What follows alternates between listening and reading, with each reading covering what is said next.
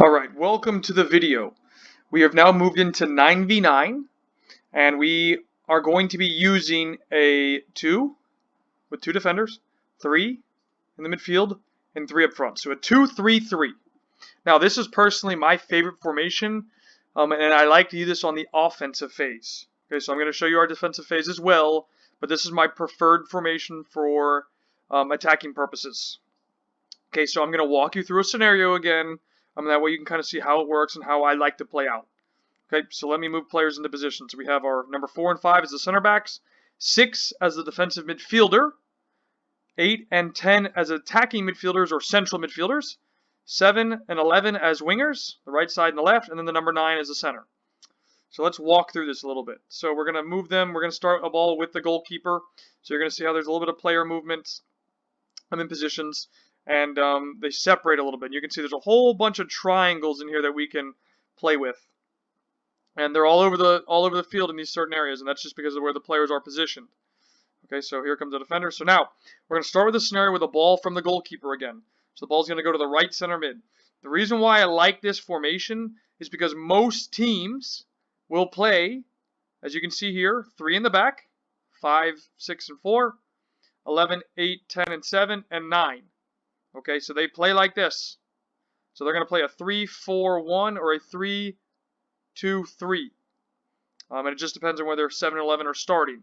Which means if we play like this, we have an advantage in the center of midfield because we have an extra player. They have 2, we have 3.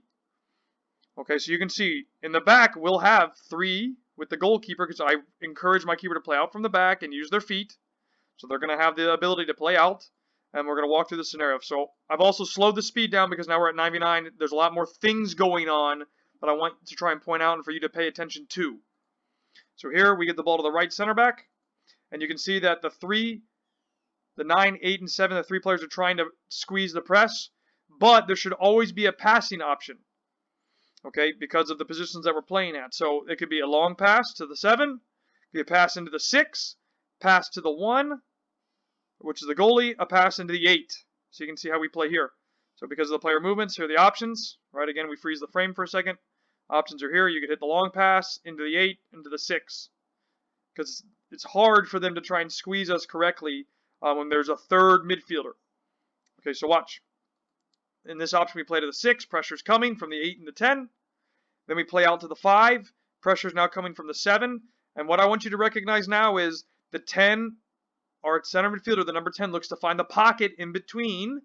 Here's the pocket. We try and find in between. The 11 recognizes that the opponent's 7 is sliding to pressure, which means the passing angle to play longer is going to be reduced because of his position. So he has to slide deeper to receive. And now you'll watch what happens here. 5 receives. And I've added an element here, and this is why I like 3 players instead of 2. We add something called a rotation. So the 6 that started here and they have a lot of pressure gets out of the space. So you can see from right here, he started here and he's now running this way. Check this out. A rotation. The player will follow and the 8 can come inside to switch. So the 6 and the 8 will switch. The 10 can now pick up the ball in a load of space. There's going to be a return of pressure and they're able to get out. And now you can see here, we have 1, 2, 3, 4, 5. Versus 4. We should be able to take advantage of this situation. Okay?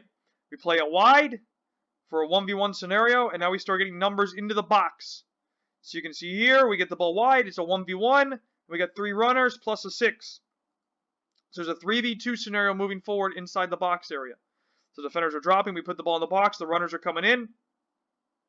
We win the header of the ball, and it goes to the goalkeeper. So from a save perspective. Now, this will be the next video.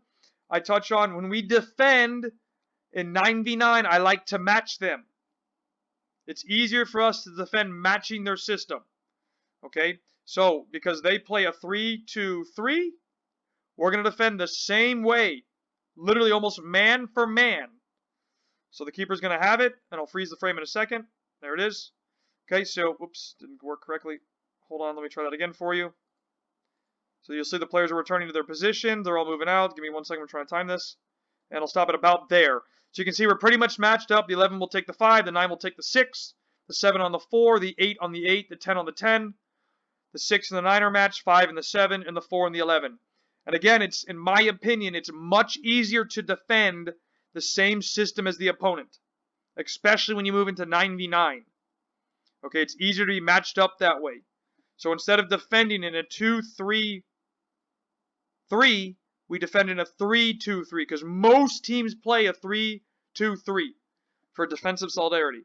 Okay, and of course a lot of them still play kickball, so this gives them 3 players up front to aim for, which they can exploit with. Okay, so I'll see you in the next video.